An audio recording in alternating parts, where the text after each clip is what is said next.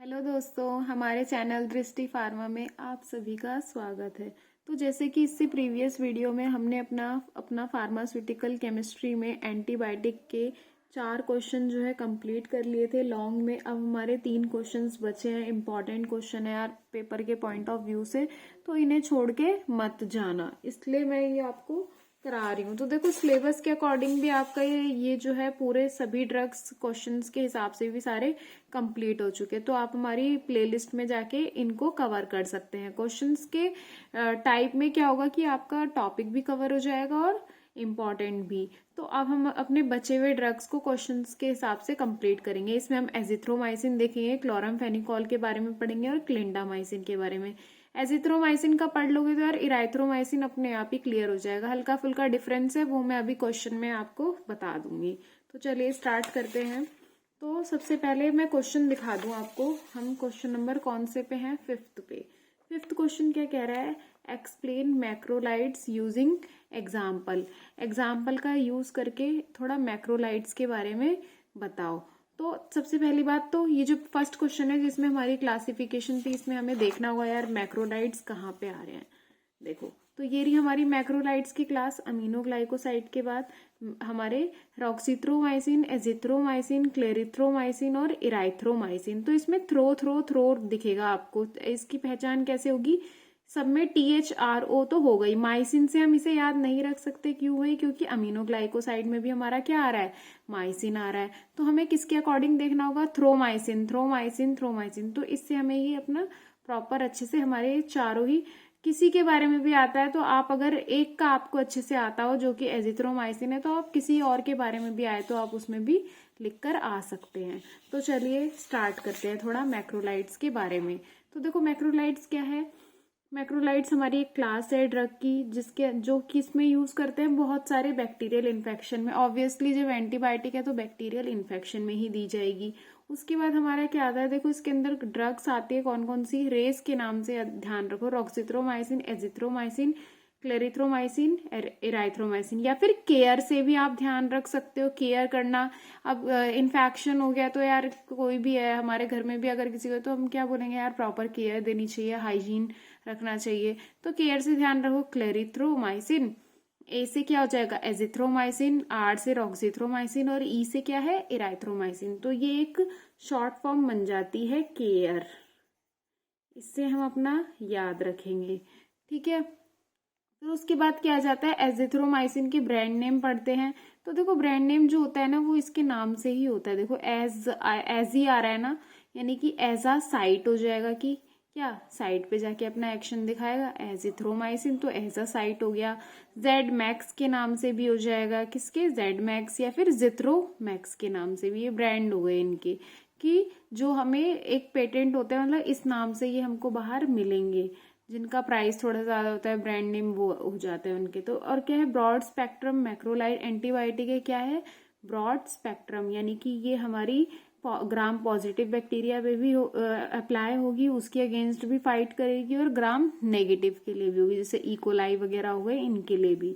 और एजालाइट सब क्लास है इनकी, यानी कि एजिथ्रो है ना, तो एजा ग्रुप तो इनमें आएगा ही आएगा। क्या? एजा एजा बोले तो कोई भी रिंग है हमारी, है ना, तो उसके अंदर हेट्रोसाइक्लिक एटम जो है नाइट्रोजन लग जाए तो उसे हम क्या कह देते हैं? एजा बोल देते हैं। कोई भी रिंग हो जिसमें हमारा क्या हो? अंदर लग जाए नाइट्रोजन, तो ऐसा हो जाता है। तो इसीलिए एजालाइट सब क्लास हो गई। 15 मेंबर्ड रिंग होती है, ऐसी करके पूरी क्या 15 मेंबर की पूरी रिंग बनाई जाती है। तो वो ये होती है हमारी एजिथ्रो। और इराइथ्रोमाइसिन में 14 मेंबर्ड होते हैं, रॉक्सिथ्रो में हमारे 16 मेंबर्ड रिंग होती है। मैकेनिज्म ऑफ एक्शन देखो कि देखो, ये हमारा एजिथ्रोमाइसिन जो होता है वो 23S RNA ribo nucleic acid जो है ना, हमारा रीडिंग जो कोड वगैरह रीड करे, वो वाला जो RNA है हमारा, उसके बैक्टीरियल राइबोसोम जो होंगी 50S पे तो ये काम करेगा एजिथ्रोमाइसिन। इसका भी एक टाइप होता है 23S, जिसपे हमारे मेन एजिथ्रोमाइसिन अपना वर्क करता है, यहाँ पे काम करेगा। जिससे क्या होगा?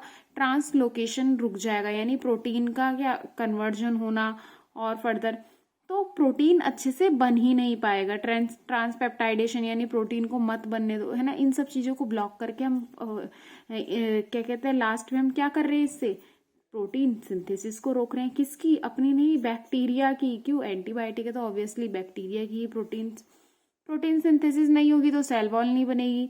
तो ये सब चीजें हमें इसमें देखनी होती है। तो एजिथ्रोमाइसिन किस पे काम करती है? 50S पे। तो देखो याद रखने की एक ट्रिक होती है, मैं बताती हूँ। CM, अब ये जो CM है इस पे क्या, ये किस पे काम करेंगे? 50S राइबोसोम पे। और जो एक TA करके होगा, TA ये हमारे 30S पे काम करेंगे, 30S यूनिट पे राइबोसोम्स की। तो CM से क्या याद रखोगे आप? क्लोरमफेनिकॉल हो जाएगा एक, और दूसरा हमारे सारे मैक्रोलाइड्स, इराइथ्रोमाइसिन, एजिथ्रोमाइसिन, ये सभी आ जाएंगे। तो ये 50S पे। और T से क्या हो जाएगा हमारा?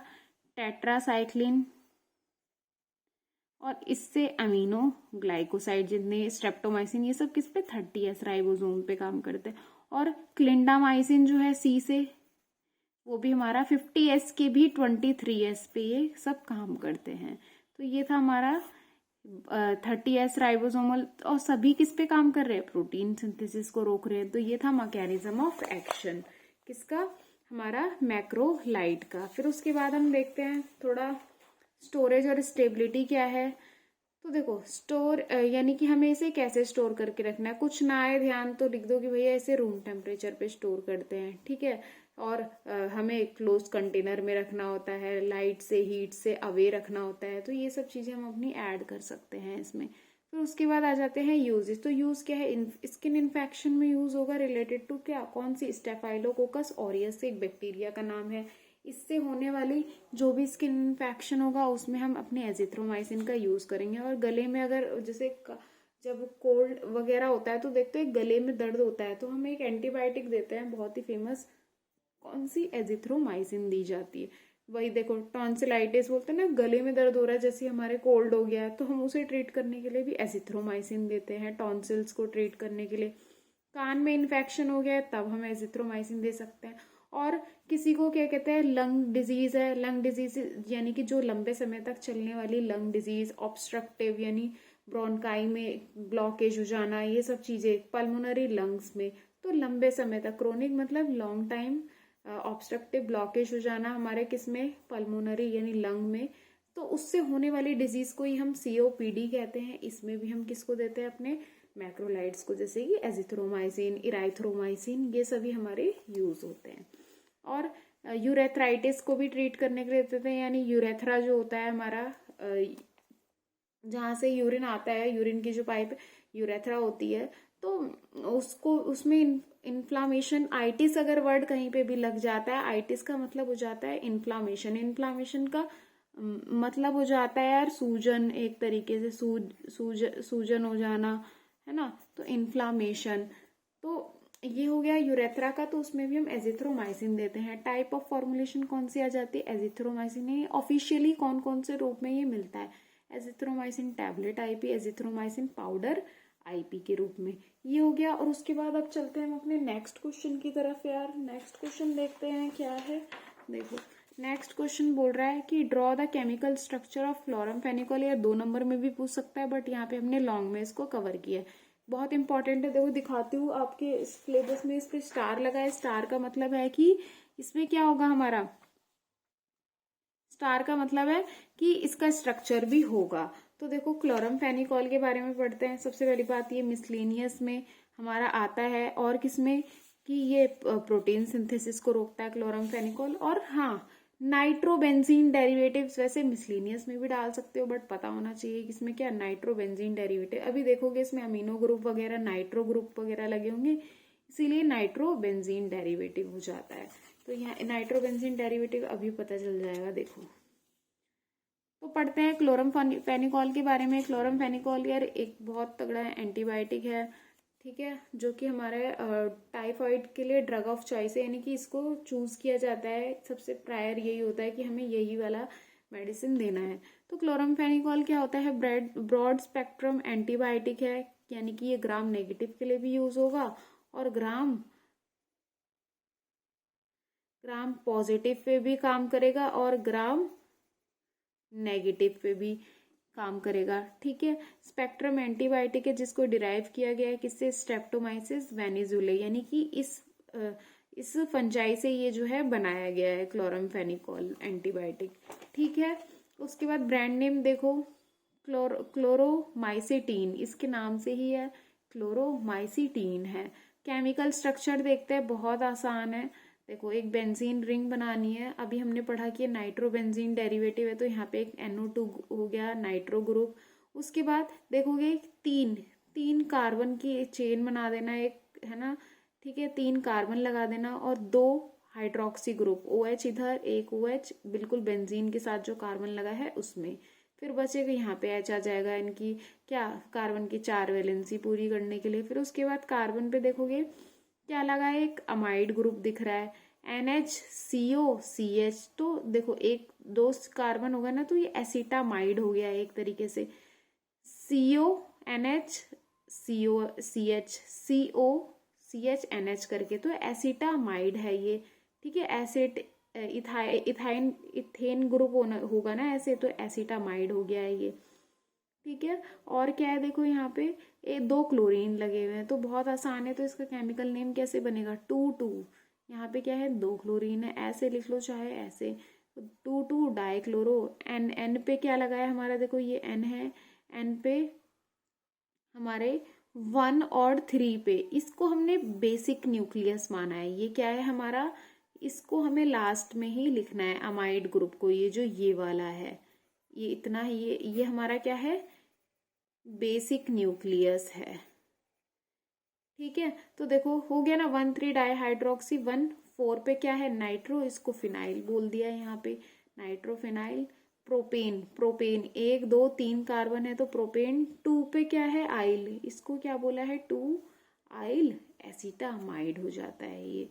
तो इस तरीके से केमिकल नेम भी कंप्लीट है हमारा, बहुत इजी है, कुछ मुश्किल नहीं है इसमें। देखो, अगर स्ट्रक्चर याद हो जाए, नाइट्रोबेंजीन है तो नाइट्रो ग्रुप लगा दो, 3 कार्बन की चेन हो गई, 2 हाइड्रोक्सी ग्रुप लग जाएंगे और नीचे अमाइड ग्रुप लगा दो क्लोरीन के साथ, ये। उसके बाद वाइड एंटीबैक्टीरियल स्पेक्ट्रम होता है, यानी कि ये gram positive gram negative bacteria दोनों पे अपना एक्शन शो करेगा। उसके बाद ये भी बैक्टीरियोस्टैटिक भी होता है कुछ ऑर्गेनिज्म में, जैसे बट हीमोफिलस है इसके लिए, और कुछ और बैक्टीरिया होंगे तो ये बैक्टीरिसाइडल। तो हम ये कह सकते हैं कम कंसेंट्रेशन में अगर लेंगे, कम डोज में, तो बैक्टीरियोस्टैटिक भी हो जाएगा, यानी बैक्टीरिया की स्टैटिक का मतलब स्टॉप कर देना, रोक देना, और साइडल का मतलब कर देना किल। तो बैक्टीरिसाइडल की तरह भी ये बिहेव करेंगे, दोनों की तरह। और ये पहले के टाइम पे क्या था, फीवर का के लिए ड्रग ऑफ चॉइस था, DOC था, यानी कि इसको चूज किया जाता था हर ड्रग के ऊपर कि हमें फीवर में क्लोरामफेनिकोल को देना है। उसके बाद इसकी एक्टिविटी और अच्छी होती है किसके लिए, क्या, हमारा इन्फ्लुएंजा ये वायरस है जिससे मेनिंजाइटिस करता है जो, यानी ब्रेन की जो मेम्ब्रेन है उसमें इन्फ्लामेशन कर देता है, तो वहां पे भी हम क्या देते हैं, क्लोरामफेनिकोल। उसके बाद एंटी माइक्रोबियल स्पेक्ट्रम भी बहुत ज्यादा है, यानी और भी इन्फेक्शन जो होंगे उनके ट्रीटमेंट में भी हम अपना क्लोरामफेनिकोल को यूज करेंगे। उसके बाद ईयर और आई इन्फेक्शन हो गया, देखते हो ना, क्लोरामफेनिकोल आई ड्रॉप, ईयर ड्रॉप के रूप में, कोई भी ड्रॉप देखना उस पर एक क्लोरामफेनिकोल के भी आते हैं, तो ड्रॉप भी हो गया, ऑइंटमेंट भी हो गया इसका, क्लोरामफेनिकोल का। अब हम चलते हैं अपने लास्ट क्वेश्चन पे, क्लिंडामाइसिन। देखो, हमने क्वेश्चन में जो जो पूछा था क्लोरामफेनिकोल से रिलेटेड, इसके यूज बताओ, ब्रांड नेम बताओ, हमने कंप्लीट कर दिया है। अब चलते हैं लास्ट क्वेश्चन, क्लिंडामाइसिन। इसके बाद हम अपने वेरी शॉर्ट और MCQ और फिल इन द ब्लैंक्स जो है क्वेश्चंस इंपॉर्टेंट, वो भी हम अपना एंटीबायोटिक का कंप्लीट कर लेंगे। इस तरीके से ये चैप्टर भी हमारा कंप्लीट हो जाएगा। ठीक है, और हाँ, इसके प्रॉपर नोट्स आपको हमारे टेलीग्राम के चैनल पे अवेलेबल हो जाएंगे। इसके अलावा आप देखेंगे टेलीग्राम पे आपके लिए वहाँ पे MCQ अपलोड होते हैं, ताकि आपकी प्रिपरेशन को और अच्छा बनाया जा सके, एनहांस कर सके हम, कि जो भी आप पढ़ रहे हैं वो सही है या नहीं। तो वहाँ जाके जाएं और MCQ को अटेम्प्ट करें, और कम्युनिटी पोस्ट में भी आपको ये मिल जाएंगे। तो चलिए लास्ट क्वेश्चन देखते हैं क्लिंडामाइसिन के बारे में, कि थोड़ा बहुत क्लिंडामाइसिन के बारे में बताओ। तो थोड़ा बहुत क्या, हमने इसमें अपनी मेन चीजें कवर कर ली हैं। तो आप अगर 1-2 ड्रग के बारे में अच्छे से आपको पता होगा ना, तो आप सारे यूज भी यहाँ भी लिख के आ जाओगे, तो भी आपको अच्छे नंबर मिल जाएंगे। ठीक है, तो क्लिंडामाइसिन क्या है, एक सेमी सिंथेटिक लिनकोजामाइड है। सबसे पहले क्लिंडामाइसिन देखो आ किस में रहा है, ये देखो प्रोटीन सिंथेसिस को रोक रहा है, क्लिंडामाइसिन भी 50S पे काम कर रहा है हमारा।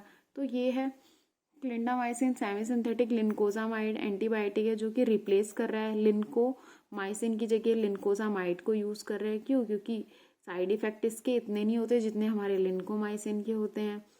ठीक, फिर उसके बाद इसका ब्रांड नेम क्या है? क्लियोसिन हो गया, या फिर क्लियोसिन फॉस्फेट के नाम से मिल जाता है।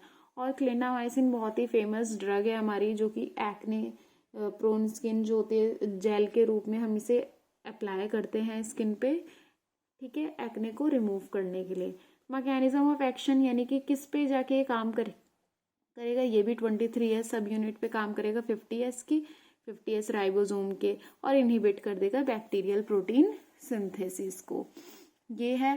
फिर उसके बाद देखो स्टेबिलिटी और स्टोरेज कंडीशन वही की, stored at room temperature, keeped away from heat and open area.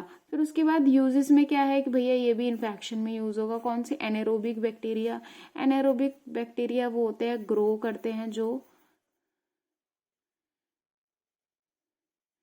Without oxygen, जिनको जरूरत नहीं होती ऑक्सीजन की, डू नॉट नीड, वो होते हैं हमारे एनारोबिक बैक्टीरिया, जैसे कि एनारोबिक स्ट्रेप्टोकोकाई हो गया। तो इनको क्या, इनसे होने वाले इन्फेक्शन में भी हम क्लिंडामाइसिन को देते हैं। पॉलीमाइक्रोबियल यानी बहुत सारे इन्फेक्शन हो रहे हैं तब भी हम अपने किसको देते हैं? क्लिंडामाइसिन को। जैसे एब्डोमिनल, पेट में, या पैल्विक नीचे वाले एरिया में इन्फेक्शन हो गया, या फिर डेंटल इन्फेक्शन यानी हमारे दांत में कोई गम्स में इन्फेक्शन हो गया, वहाँ पे भी हम क्लिंडामाइसिन को देते हैं।